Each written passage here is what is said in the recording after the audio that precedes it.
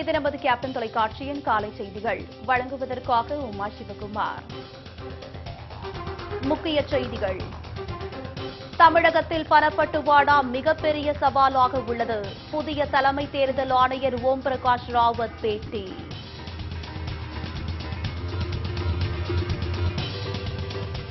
எம்எல்ஏக்கள் 18 பேர் தகுதி நீக்க வழக்கில் அனைத்து தரப்பு வாதமும் நிறைவு. தேதி குறிப்பிடாமல் தீர்ப்பை ஒத்திவைத்தது சென்னை உயர்நீதிமன்றம்.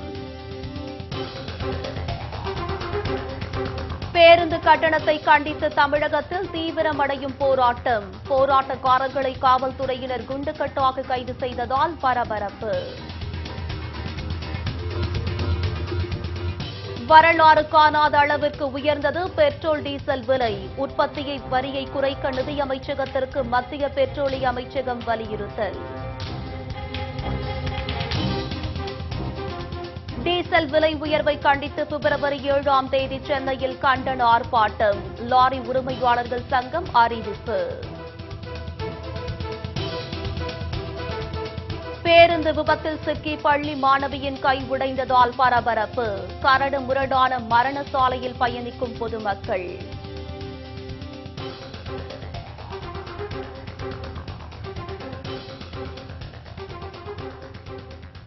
விரிவான செய்திகள். தமிழகத்தில் பணப்பட்டுவாடா மிகப்பெரிய சவாலாக உள்ளது என புதிதாக பதவியேற்ற தலைமை தேர்தல் ஆணையர் ஓம் பிரகாஷ் ராவத் தெரிவித்துள்ளார். தலைமை தேர்தல் ஆணையராக இருந்த கே ஜோதியின் பதவிக்காலம் முடிவடைந்ததை அடுத்து புதிய தேர்தல் ஆணையராக ஓம் பிரகாஷ் ராவத் பதவியேற்றுக் கொண்டார். பின்னர் பேசிய அவர், தமிழகத்தில் பணப்பட்டுவாடா மிகப்பெரிய சவாலாக உள்ளது என தெரிவித்தார். ஒரு கதவை அடைத்தால் வேட்பாளர்கள் வேறு ஒரு கதவை திறந்து விடுகிறார்கள் என்றும், பணப்பட்டுவாடாவை தடுக்க தேர்தல் ஆணையம் புதிய வியூகங்களை கையாள வேண்டியுள்ளது என்றும் ஓம் பிரகாஷ் ராவத் அப்போது தெரிவித்தார். கடந்த ஏப்ரல் மாதம் கே நகருக்கு நடக்க இருந்த இடைத்தேர்தல் பணப்பட்டுவாடா புகார் காரணமாக ரத்து செய்யப்பட்டது. டிசம்பர் 21ஆம் தேதி இடைத்தேர்தல் நடைபெற்ற போதும் பணப்பட்டுவாடாவை தடுக்க தேர்தல் ஆணையம் பல்வேறு அதிரடி நடவடிக்கைகளை மேற்கொண்டது.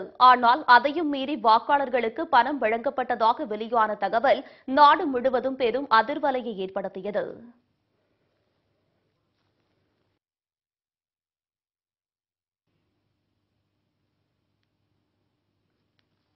தினகரன் ஆதரவு எம்எல்ஏக்கள் 18 பேர் தகுதி நீக்கம் செய்யப்பட்டதை எதிர்த்து தொடரப்பட்ட வழக்கில் அனைத்து தரப்பு வாதமும் நிறைவடைந்ததை அடுத்து உயர்நீதிமன்றத்தில் தீர்ப்பு தேதி குறிப்பிடப்படாமல் ஒத்திவைக்கப்பட்டது. முதல்வர் எடப்பாடி பழனிசாமியை முதல்வர் பதவியிலிருந்து நீக்க கோரி டிடிவி தினகரன் ஆதரவு எம்எல்ஏக்கள் ஆளுநரிடம் கடிதம் கொடுத்ததை அடுத்து 18 எம்எல்ஏக்களை பேரவைத் தலைவர் தனபால் தகுதி நீக்கம் செய்தார். இதனை எதிர்த்து தினகரன் ஆதரவு எம்எல்ஏக்கள் உயர்நீதிமன்றத்தில் வழக்கு தொடர்ந்தனர். இந்த வழக்கு தலைமை நீதிபதி இந்திரா பானர்ஜி, நீதிபதி எம் சுந்தர் ஆகியோர் அடங்கிய முதல் டிவிஷன் பெஞ்சில் கடந்த 2 மாதங்களாக நடந்தது. இந்நிலையில் எழுத்துப்பூர்வமான வாதங்களை தாக்கல் செய்வதற்காக வழக்கை நீதிபதிகள் ஜனவரி 23ஆம் தேதிக்கு ஒத்திவைத்தனர்.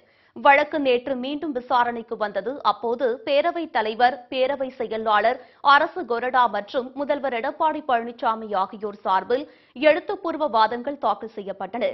இதனையடுத்து வழக்கின் தீர்ப்பை தேதி குறிப்பிடாமல் நீதிபதிகள் தள்ளி வைத்தனர்.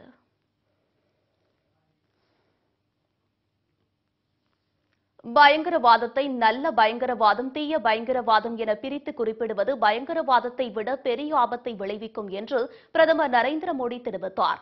சுவிட்சர்லாந்தின் டாவோஸ் நகரில் நடந்து வரும் சர்வதேச பொருளாதார சபை மாநாட்டில் பேசிய பிரதமர் நரேந்திர மோடி, அமைதியை நிலைநாட்டுவதில் உலகம் பெரும் சவால்களை எதிர்கொண்டு வருவதாக தெரிவித்தார். இது தவிர பருவநிலை மாற்ற பிரச்சினையும் உலகுக்கு பெரும் ஆபத்தாக உருவெடுத்துள்ளதாகவும் பிரதமர் அச்சம் தெரிவித்தார். உலகில் வலிமை மிகுந்ததாக புதிதாக உருவெடுத்துள்ள நாடுகளால் சர்வதேச அளவில் பொருளாதார மற்றும் அரசியல் சமன்பாடுகள் மாறியுள்ளதாகவும் பிரதமர் தெரிவித்தார். உலக பொருளாதார சபை மாநாட்டில் 20 ஆண்டுகளுக்கு முன் அப்போதைய இந்திய பிரதமர் தேவகவுடா பங்கேற்றதாக குறிப்பிட்ட மோடி, அப்போதிருந்ததை விட இப்போது இந்திய பொருளாதாரம் 6 மடங்கு அதிகரித்துள்ளதாக பெருமிதம் தெரிவித்தார். பயங்கரவாதத்தை நல்ல பயங்கரவாதம், தீய பயங்கரவாதம் என பிரித்து குறிப்பிடுவது பயங்கரவாதத்தை விட பெரிய ஆபத்தை விளைவிக்கும் என்றும் பிரதமர் நரேந்திர மோடி தெரிவித்தார்.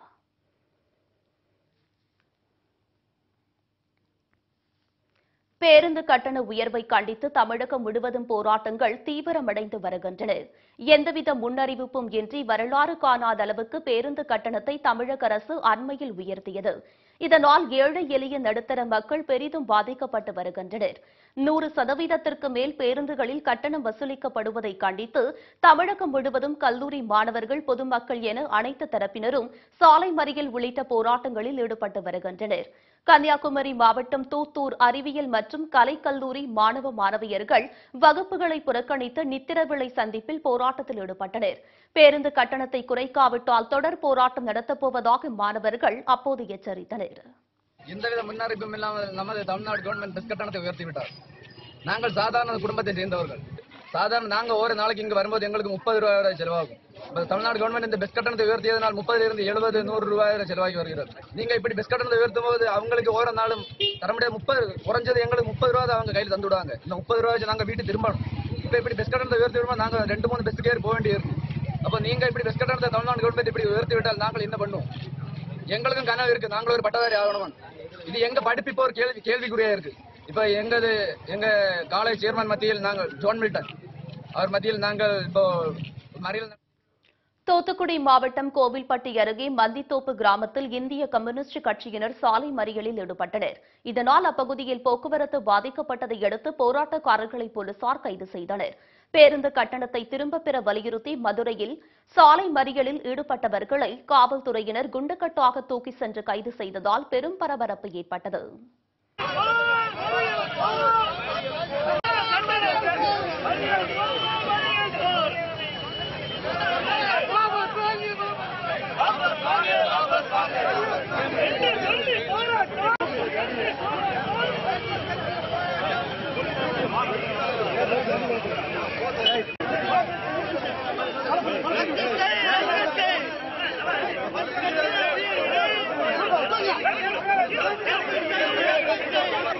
மாட்டுத்தாவணியில இருந்து இன்னைக்கு எம்ஜிஆர் பேருந்து நிலையம் வச்சிருக்கிறாங்க.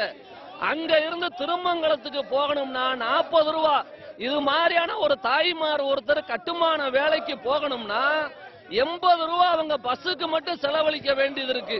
மிகப்பெரிய பகல் கொள்ளை அடிச்சுட்டு போக்குவரத்து துறை அமைச்சர் நான் வாபஸ் வாங்க மாட்டேன்னு சொன்னா, இனிமே தமிழ்நாட்டில் போக்குவரத்து துறை அமைச்சரை நாங்க எங்கேயும் நடமாட விட மாட்டோம்.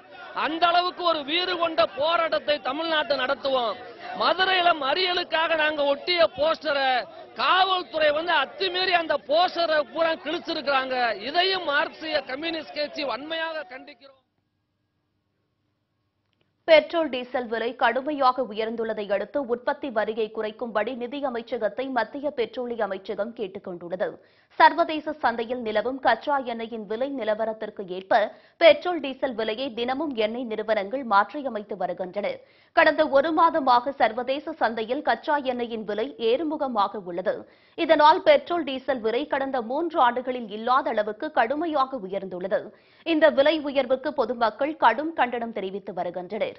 இதனிடையே மத்திய அரசு பெட்ரோல் மீது உற்பத்தி வரியாக 1 லிட்டருக்கு 19 ரூபாய் 48 காசுகளும், டீசலுக்கு 15 ரூபாய் 33 காசுகளும் விதிக்கிறது.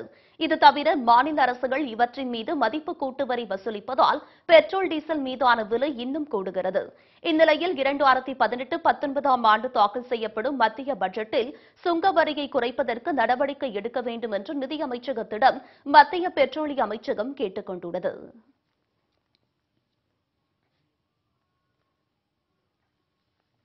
டீசல் விலை உயர்வை கண்டித்து பிப்ரவரி மாதம் 7ஆம் தேதி சென்னையில் கண்டன ஆர்ப்பாட்டம் நடத்தப்படும் என்றும் தமிழ்நாடு மாநில லாரி உரிமையாளர்கள் சம்மேளனம் அறிவித்துள்ளது. தமிழ்நாடு மாநில லாரி உரிமையாளர்கள் அவசர கூட்டம் நாமக்கல்லில் நடைபெற்றது.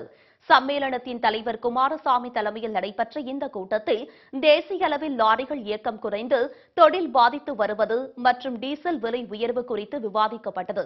பின்னர் செய்தியாளர்களிடம் பேசிய குமாரசாமி, டீசல் விலை உயர்வால் லாரி தொழில் கடுமையாக பாதிக்கப்பட்டுள்ளதாக தெரிவித்தார். டீசல் விலை உயர்வுக்கு எதிர்ப்பு தெரிவிக்கும் வகையில் பிப்ரவரி 7ஆம் தேதி சென்னையில் கண்டன ஆர்ப்பாட்டம் நடத்தப்படும் என்றும் அவர் அப்போது தெரிவித்தார்.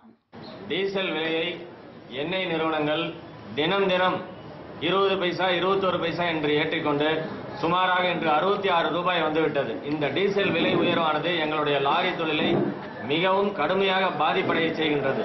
ஆகையால் இந்த டீசல் விலை உயர்வை திரும்ப பெற வேண்டும் என்று நாங்கள் மத்திய அரசிடம் வலியுறுத்தியுள்ளோம்.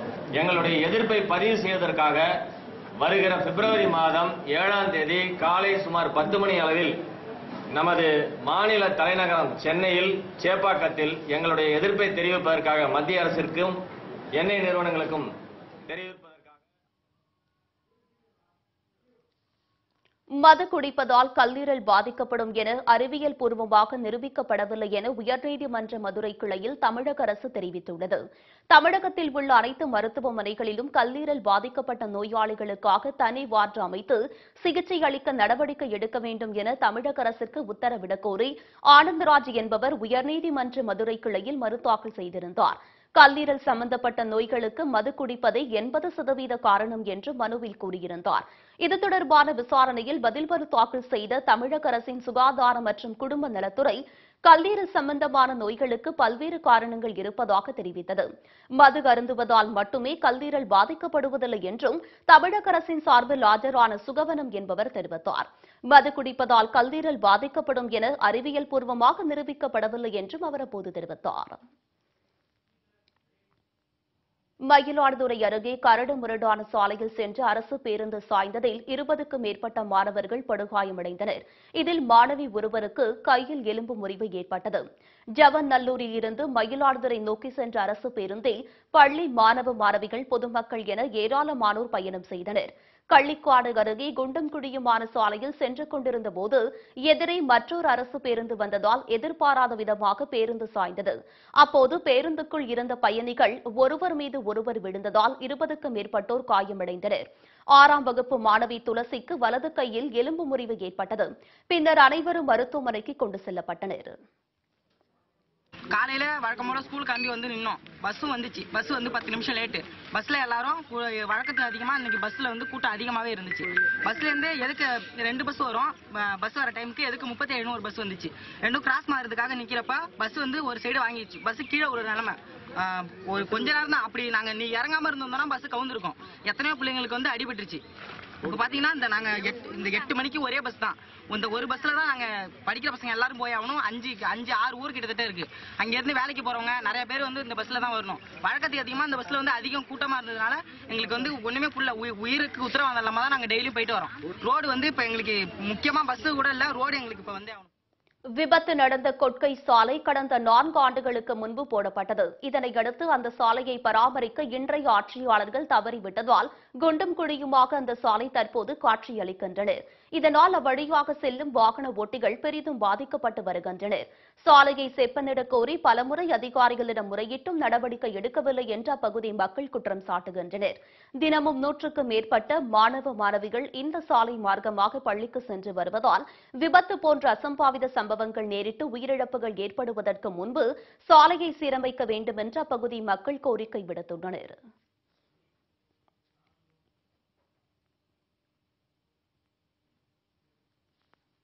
சசிகலா காலில் தமிழக முதல்வர் எடப்பாடி பழனிசாமி விடும் நேரம் விரைவில் வரும் என்று தினகரன் ஆதரவாளர் புகழேந்தி தெரிவித்தார். கோவையில் செய்தியாளர்களிடம் பேசிய அவர், நாங்கள் சட்டையை பிடித்து உட்கார வைத்தவர்தான் தற்போதைய முதல்வர் எடப்பாடி என்று விமர்சித்தார். இந்த முதல்வர் மீண்டும் சசிகலா காலில் விடும் நேரம் வரும் என்றும் அப்போது இவர்களுக்கு ஜால்ரா அடிப்பவர்கள் என்ன செய்வார்கள் என்றும் கேள்வி எழுப்பினார். நீங்க காக்கி சட்டையை போட்டுட்டு மந்திரிக்கு ஜால்ரா அடிக்காதீங்க. வேலுமணிக்கு தப்பவே முடியாது.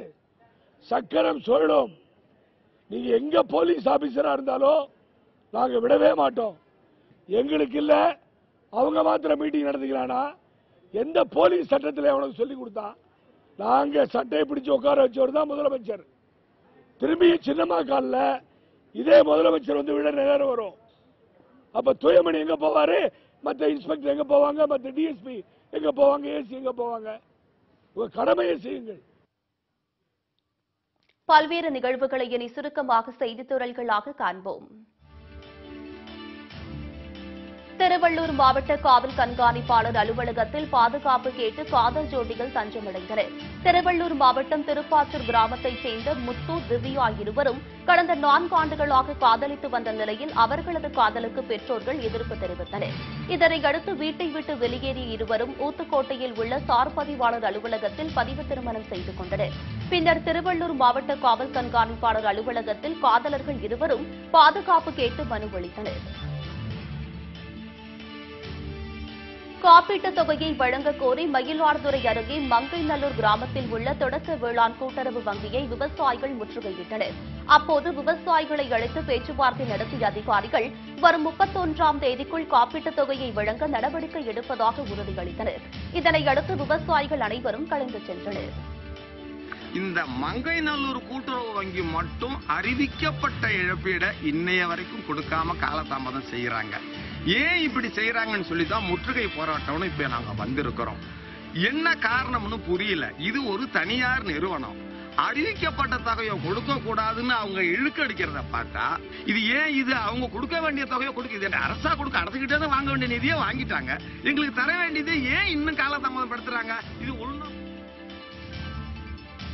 அரியலூர் அருகே உள்ள சில்லக்குடி கிராமத்தில் முதல் முறையாக ஜல்லிக்கட்டு போட்டி நடைபெற்றது. இதில் 100க்கும் மேற்பட்ட காளைகள் கிராமத்தின் மையப்பகுதியில் அமைக்கப்பட்டிருந்த வாடை வாசலில் இருந்து ஒவ்வொன்றாக அவிழ்த்து விடப்பட்டன. காளைகளை கட்டித் தழுவ 50 வீரர்கள் களத்தில் அனுமதிக்கப்பட்டனர். சீறி பாய்ந்து வந்த காளைகளை அடக்கிய வீரர்களுக்கும் பிடிபடாத காளைகளின் உரிமையாளர்களுக்கும் பல்வேறு பரிசுப் பொருட்கள் வழங்கப்பட்டன. காளைகள் முட்டியதில் 10 பேர் படுகாயமடைந்தனர். திருப்பூர் வடக்கு மாவட்ட தேமுதிக நிர்வாகிகள் ஆலோசனைக் கூட்டம் மாவட்ட செயலாளர் குழந்தைவேல் தலைமையில் நடைபெற்றது. போக்குவரத்து கட்டணத்தை உயர்த்திய தமிழக அரசை கண்டித்து கூட்டத்தில் தீர்மானம் நிறைவேற்றப்பட்டது. கேப்டன் விஜயகாந்தின் ஆணைக்கிணங்க பேருந்து கட்டண உயர்வுக்கு எதிர்ப்பு தெரிவித்து வரும் 29ஆம் தேதி திருப்பூர் மாவட்ட ஆட்சியர் அலுவலகத்தை முற்றுகையிட்டு போராட்டத்தில் ஈடுபடுவது என்று முடிவெடுக்கப்பட்டது. இப்போராட்டத்திற்கு ஏராளமானோர் பங்கேற்பது என்று தீர்மானம் நிறைவேற்றப்பட்டது. மருத்துவ கழிவுகள் எரியூட்டும் நிறுவனத்தை மூடக்கோரி விருதுநகர் மாவட்டம் காரியாபட்டி வட்டாட்சியர் அலுவலகம் முன்பு அனைத்துக் கட்சி சார்பில் பெருந்திரள் ஆர்ப்பாட்டம் நடைபெற்றது. இதில் இந்திய கம்யூனிஸ்ட் கட்சியின் மூத்த தலைவர் நல்லக்கண்ணு கலந்து கொண்டு மருத்துவ கழிவுகள் எரியூட்டும் ஆலையை மூட வேண்டும் என்று வலியுறுத்தினார். மேலும் ஏழை எளிய மக்களை பெரிதும் பாதிக்கும் பேருந்து கட்டண உயர்வை உடனடியாக திரும்பப் பெற வேண்டும் என்றும் நல்லக்கண்ணு அப்போது வேண்டுகோள் விடுத்தார். பழைய ஓய்வூதிய திட்டத்தை நடைமுறைப்படுத்த வேண்டும் உள்ளிட்ட பல்வேறு கோரிக்கைகளை வலியுறுத்தி மதுரை அண்ணாநகர் பகுதியில் வருவாய்த்துறை அலுவலர் சங்கத்தின் சார்பில் மாபெரும் உண்ணாவிரத போராட்டம் நடைபெற்றது. அப்போது செய்தியாளர்களிடம் பேசிய மாநில செயலாளர் கண்ணன், தங்களது கோரிக்கைகளை வலியுறுத்தி பிப்ரவரி மாதம் 7 மற்றும் 8 ஆகிய தேதிகளில் தமிழ்நாடு முழுவதும் வருவாய்த்துறை அலுவலர்கள் சிறுவிடுப்பு போராட்டத்தில் ஈடுபடப் போவதாக தெரிவித்தனர். ஊதிய குழுவில் உள்ள வருவாய்த்துறை அலுவலருக்கு விடுபட்டு போன முரண்பாடுகளை நீக்க 21 மாத ஊதியக்குழு நிலுவைத் தொகையை உடனடியாக வழங்க கேட்டோம். வருவாய்த்துறையில் உள்ள 10,000க்கும் மேற்பட்ட காலி பணியிடங்களை உடனடியாக நிரப்ப கேட்டல் உட்பட எங்களுடைய நியாயமான கோரிக்கைகளை வலியுறுத்தி கடந்த 10 அன்று ஆர்ப்பாட்டம் நடைபெற்றது. 2ஆம் கட்டமாக இன்றைய தினம் தமிழ்நாடு முழுவதும் 9 மாவட்டங்களில் மண்டல அளவிலான ஒரு நாள் உண்ணாவிரத போராட்டம் நடந்து தேனி மாவட்டம் கம்பம் அருகே தென்னை மரத்தில் இருந்து தவறி விழுந்து தொழிலாளி ஒருவர் பலியானார். கருணாக்க முத்தன்பட்டியைச் சேர்ந்த ஈஸ்வரன் தென்னை மரம் ஏறும் தொழிலில் ஈடுபட்டு வந்தார்.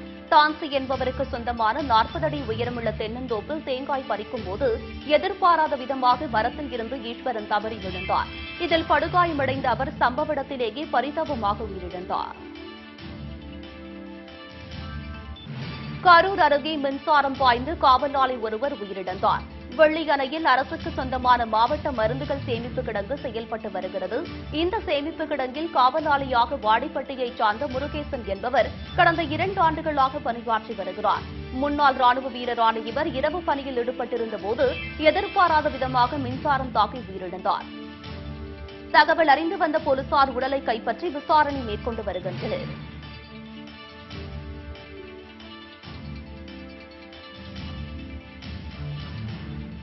ஆறு வழி பாதைக்காக நிலம் கையகப்படுத்துவதை கண்டித்து அனைத்து விவசாயிகள் சங்க தலைவர் PR பாண்டியன் தலைமையில் 100க்கும் மேற்பட்டோர் திருப்போரூர் வட்டாட்சியர் அருகே உண்ணாவிரத போராட்டத்தில் ஈடுபட்டனர். அப்போது செய்தியாளர்களிடம் பேசிய PR பாண்டியன், விவசாயிகளை பற்றி கவலைப்படாமல் ONGCக்கு ஆதரவாக பேசிய அமைச்சர் OS மணியனுக்கு கண்டனம் தெரிவித்தார்.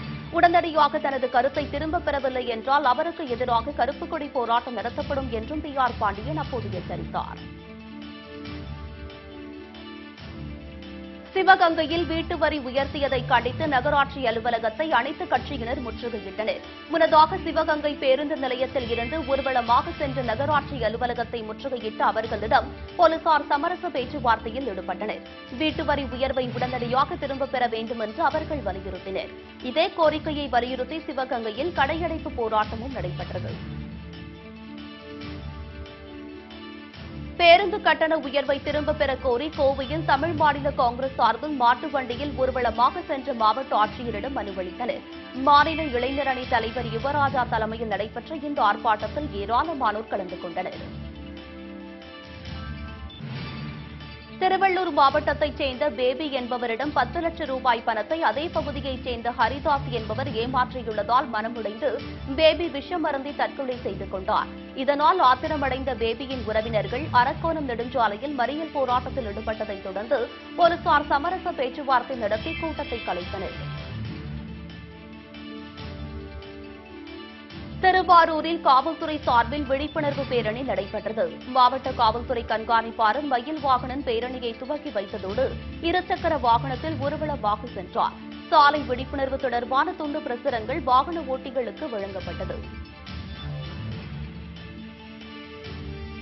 நேதாஜி சுபாஷ் சந்திர போஸின் 122வது பிறந்த நாளை முன்னிட்டு கோவில்பட்டியில் முதியோர் இல்லத்தில் அன்னதானம் வழங்கும் நிகழ்ச்சி நடைபெற்றது. நேதாஜி நற்பணி மற்றும் அகில இந்திய பார்வர்ட் பிளாக் சார்பில் இந்த அன்னதான நிகழ்ச்சி நடைபெற்றது. இதேபோல் கோவில்பட்டி பயணியர் விடுதி முன்பு பாஜகவினர் நேதாஜி சுபாஷ் சந்திர போஸின் திருவுருவப் படத்திற்கு மலர் தூவி மரியாதை செலுத்தினர். பெட்ரோல் டீசல் விலை நிர்ணயத்தை மத்திய அரசு திரும்பப் பெற வலியுறுத்தி SDPI கட்சியின் சார்பில் ஆர்ப்பாட்டம் நடைபெற்றது. பெட்ரோல் டீசல் விலை தினமும் அதிகரித்து வருவதால் பொதுமக்கள் கடுமையாக பாதிக்கப்பட்டு வருவதால் அரசே விலையை நிர்ணயிக்க வேண்டும் என்று கோரிக்கை விடுத்தனர். கோவில்பட்டியில் உள்ள செண்பகவல்லியம்மன் பூவனநாத சுவாமி திருக்கோவிலில் 66வது வருஷாபிஷேகம் வெகு விமரிசையாக நடைபெற்றது. அதிகாலை கோவில் நடை திறக்கப்பட்டு திருவனந்தல் பூஜை நடைபெற்றது. பின்னர் அம்பாளுக்கு சிறப்பு அபிஷேகம் மற்றும் அலங்கார தீபாராதனை நடைபெற்றது. இதில் திரளான பக்தர்கள் கலந்து கொண்டு சுவாமி தரிசனம் செய்தனர். கோவை மாவட்டம் வால்பாறையில் தமிழ்நாடு வணிக சங்கங்களின் பேரமைப்பின் மாநில செயற்குழு கூட்டம் நடைபெற்றது. இதில் அச்சங்கத்தின் மாநில தலைவர் விக்ரமராஜா கலந்து கொண்டார். கூட்டத்தில் 16 தீர்மானங்கள் ஒருமனதாக நிறைவேற்றப்பட்டன. GST சட்டத்தில் உள்ள தண்டனை சட்டத்தை வணிகர்களோடு ஆலோசித்து நடைமுறைப்படுத்த வேண்டும். சில்லறை வணிகத்தில் அந்நிய முதலீடு 100% என்பதை மறுபரிசீலனை செய்ய வேண்டும். வால்பாறையை சுற்றுலா தலமாக மாற்ற நடவடிக்கை எடுக்க வேண்டும் உட்பட 16 தீர்மானங்கள் அப்போது நிறைவேற்றப்பட்டன.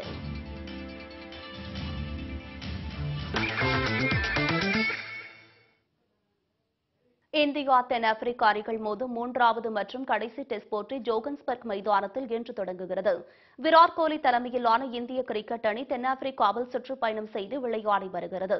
இரு அணிகள் இடையேயான 3 டெஸ்ட் போட்டிகள் கொண்ட தொடரில் கேப்டவுனில் நடந்த முதல் போட்டியில் 72 ரன்கள் வித்தியாசத்திலும், செஞ்சூரியனில் நடந்த 2வது போட்டியில் 135 ரன்கள் வித்தியாசத்திலும் தென்னாப்பிரிக்க அணி வெற்றி பெற்று 2-0 என்ற கணக்கில் தொடரை தன்வசப்படுத்தியது. இந்நிலையில் இரு அணிகளுக்கு இடையிலான 3வது மற்றும் கடைசி டெஸ்ட் கிரிக்கெட் போட்டி ஜோகன்ஸ்பர்க் மைதானத்தில் இன்று தொடங்குகிறது. 2 டெஸ்ட் போட்டிகளில் அடைந்த தோல்விக்கு பதிலடி கொடுக்கும் வகையில் இந்திய அணி விளையாடும் என்று எதிர்பார்க்கப்படுகிறது. அதே நேரத்தில் இந்தியாவை ஒயிட் வாஷ் செய்து தொடரை முழுமையாக கைப்பற்றும் ஆர்வத்தில் தென்னாப்பிரிக்க அணி உள்ளது.